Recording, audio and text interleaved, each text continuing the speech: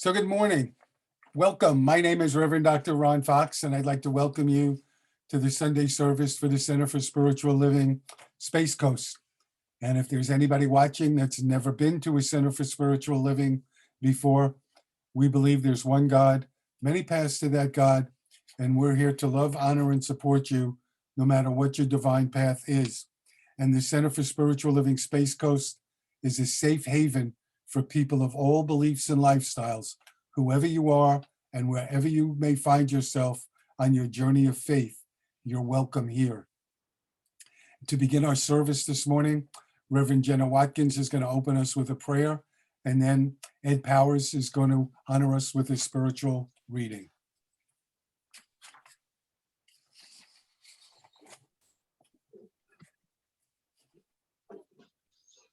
So if you would like, please take a deep breath in through your nose, exhaling through your mouth, allowing yourself to center into this moment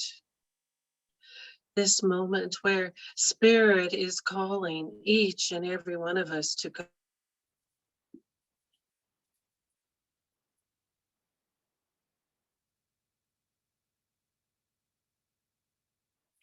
She froze. Deeper in peace.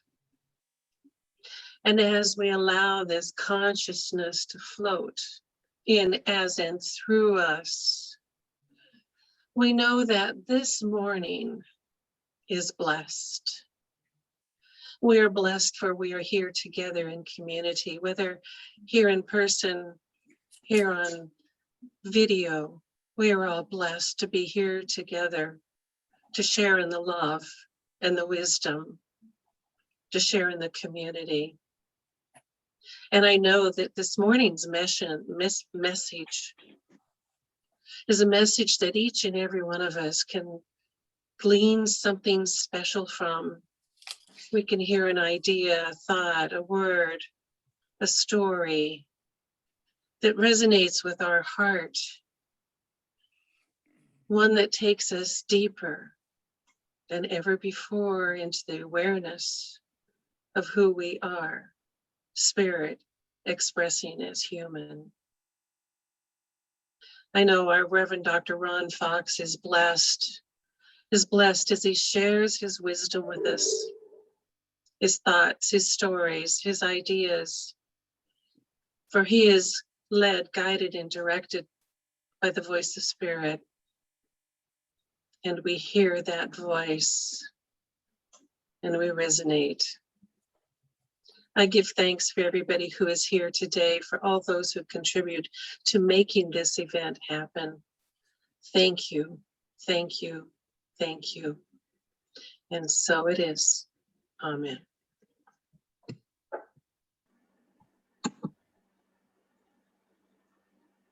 And one of my favorite quotes is by Theodore Roosevelt. It is not the critic who counts, not the man who points out how the strong man stumbles or where the doer of deeds could have done them better. The credit belongs to the man who is actually in the arena, who at the best knows in the end the triumph of high achievement, and who, at the worst, if he fails, at least fails while daring greatly, end quote. There are 4 critics that we can expect in every arena: shame, comparison, scarcity, and you yourself. They inspire us to be small, unseen, and to stay below the radar. If we're going to be there anyway, if they're going to be there anyway, why not expect them and be the doer of deeds anyway?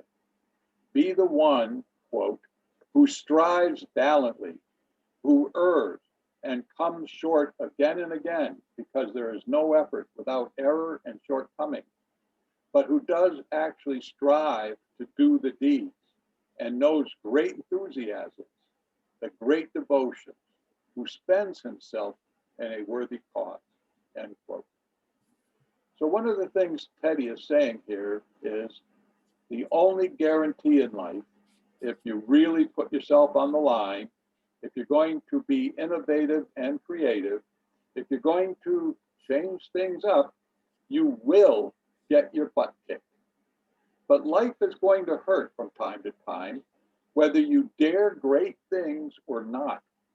Life is meant to be felt. You can't fly until you break the shell and jump out of the nest. Those three critics, shame, comparison, and scarcity, if they're not in the arena getting their butt kicked along with you, what could they have to say be worth? Spend yourself in a worthy cause, dare greatly, be alive, live, laugh, and love valiantly. And now, Reverend Dr. Ron Fox's message, Stepping into the Unknown. Thank you, Ed. So Ed just gave my title, which is Stepping into the Unknown. And I want to begin with a quote from Ernest Holmes, who founded the Centers for Spiritual Living. He wrote, "Declare you are one with infinite mind.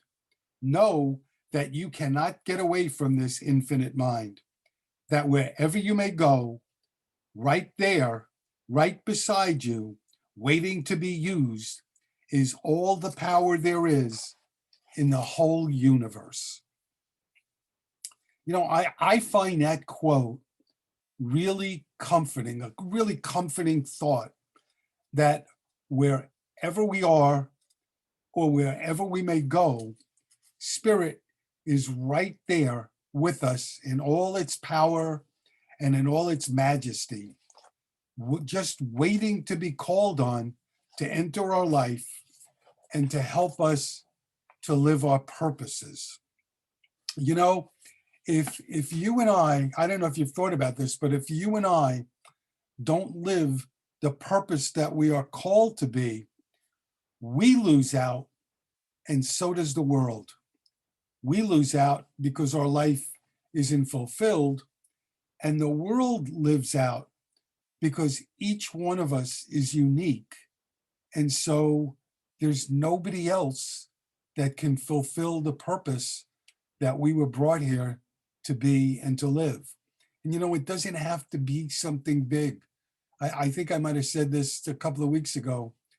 The world needs plumbers, it needs doctors, it needs parents, it needs people who love.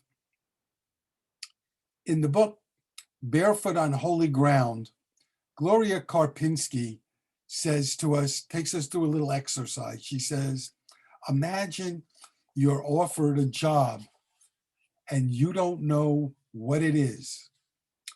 You don't know where it is. You don't know what you have to do. And you don't know what you'll be paid. All you know is you have to trust. Are you interested? And she goes on and she says, actually, you're going to love it. It's the only job in the whole world that's worth having, because it's when you realize that the divine says to you, I want all of you. Sign right here. You know, so take a moment and ask yourself, what are you willing to change? What are you willing to shift? And what are you willing to let go of to begin living your purpose? You know, I think that we all have this yearning that leads us to a search for meaning in our life. We don't know how it's going to turn out. But the truth is that faith is our willingness to experience life just as it unfolds, in all of its pain and in all of its promise. And Joseph Campbell said, nothing is exciting if you know what the outcome is going to be. And then he wrote this. He said, here's a piece of advice that was given to a young Native American boy on his initiation. And here's what the piece of advice was. As you go the way of life, you will see a great chasm. Jump. It's not as wide as you think. So here's a story that some of you might have heard before, but it's a man who climbs the mountain of enlightenment. And right when he gets near the top, he looks up and he calls out, "What must I do to gain enlightenment?" And a voice booms back, "Practice celibacy, poverty, and obedience." And the guy thinks for a moment and he shouts back, "Is there anybody else I can speak to?" And the point is, how often do we not surrender out of fear? The fear of letting go what's familiar. So I want to read something to you that was written by Rabbi Shani Labowitz.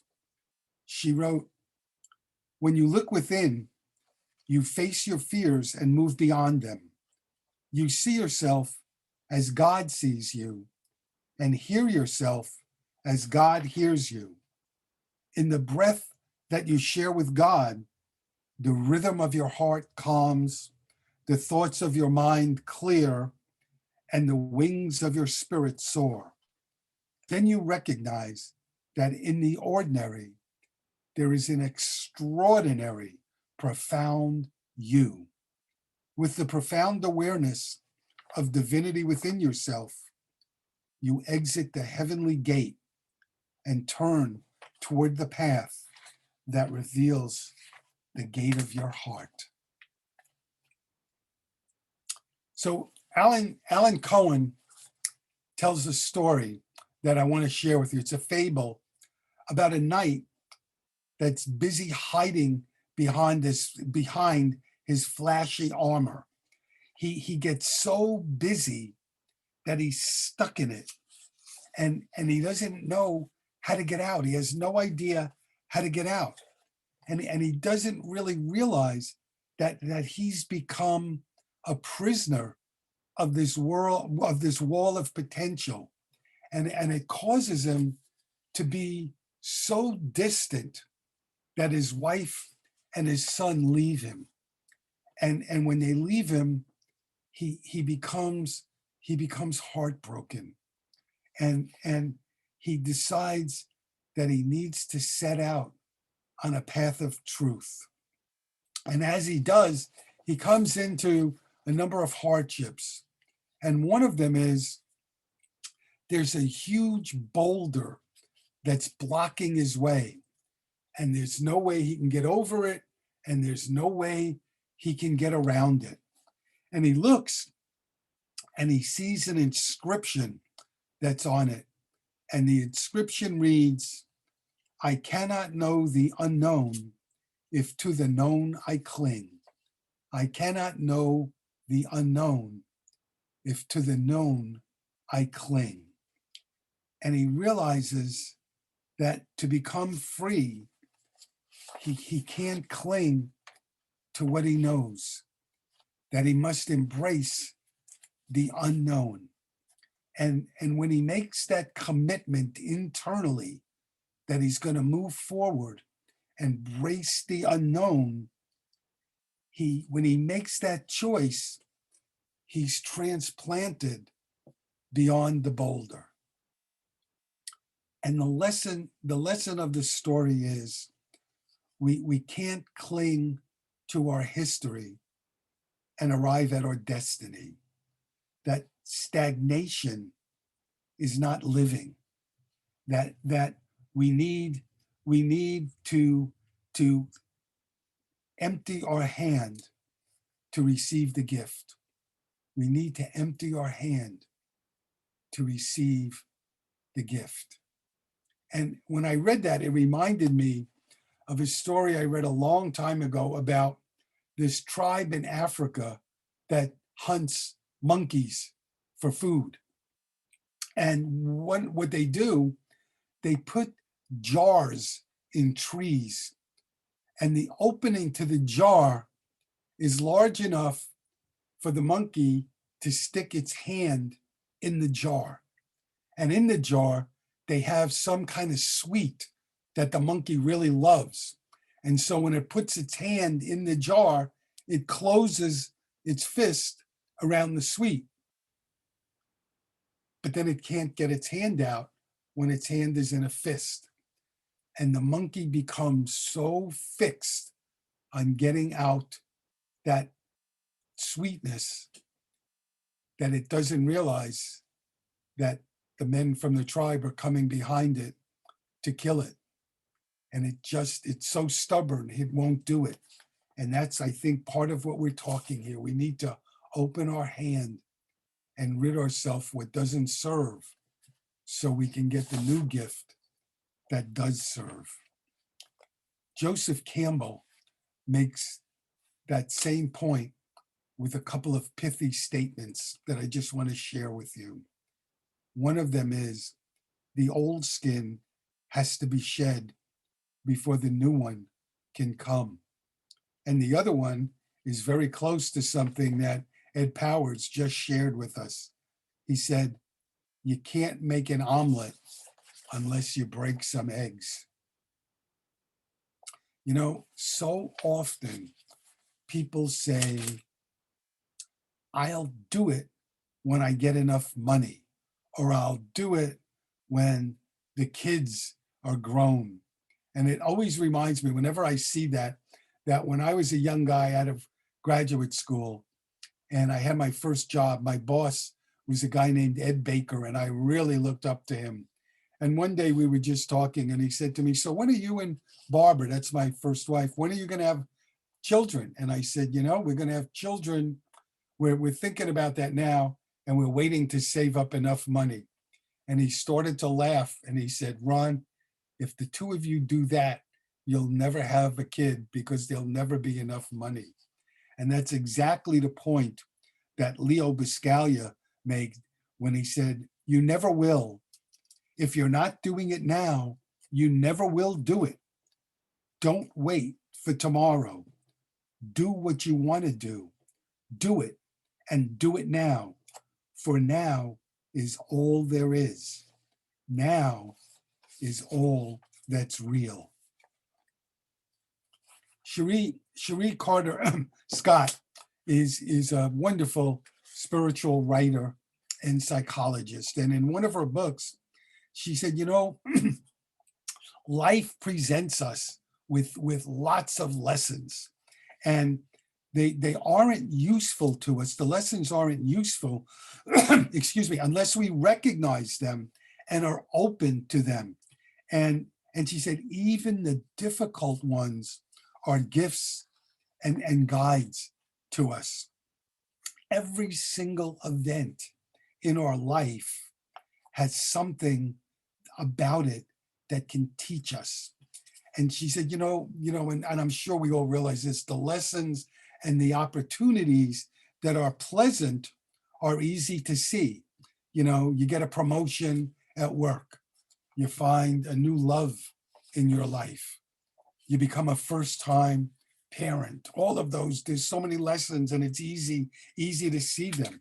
She said the more difficult lessons are harder to see as opportunities, so we often resist them, and it's a job loss, a death, a divorce, whatever. And she says they look more like a catastrophe than a lesson. But we can move from a place of resistance to openness by first realizing that we're resisting. A clenched jaw, tightness in the chest, thoughts like, why do I have to deal with this? I don't need this. I don't want this. They give us the clue to that, to the fact that we're resisting. And you're at choice. All of us are at choice. We can continue to resist, or we can strive to learn the lesson in the experience. So this week, in the course of doing my reading, I came across somebody that I wasn't familiar with. His name is Saint. He's Havadas. He's Havadas. And I looked him up, and he lived from 1934 to 1997. And he started a religion, and the basis of the religion reminded me of the Centers for Spiritual Living, because his religion, they believed in the mystical unity of all religions. So I want to share with you a quote that I saw that really, really struck me. He said, "Go ahead, light your candles and burn your incense and ring your bells, but watch out, because God will come and he'll put you on his anvil and fire up his forge and beat you until he turns brass into gold." So I want to share with you one last fable this morning. And it's about a young woman from Morocco, and her dad was a spinner, and they worked together in his business. And one day he said, I want to take you on a voyage to sell my thread. And so they get on a ship, and after a while, a storm comes and it kills her dad and throws her ashore.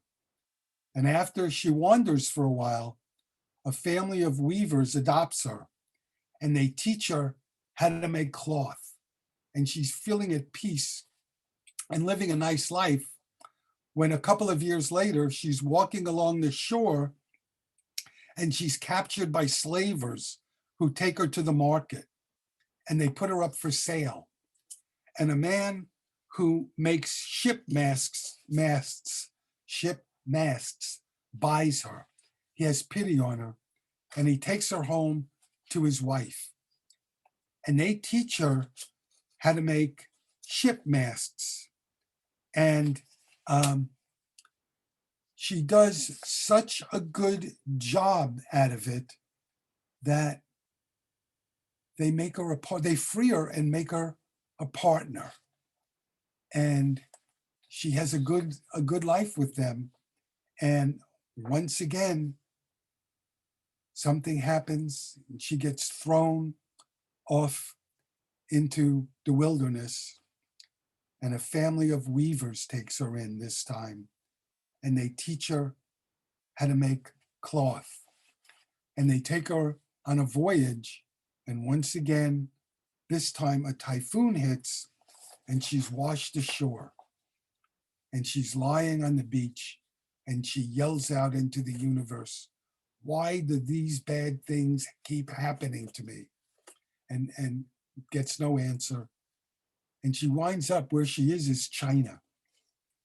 And there's a legend in China that, for one thing, let me just say that for whatever reason, again, it's a fable, people can't make tents.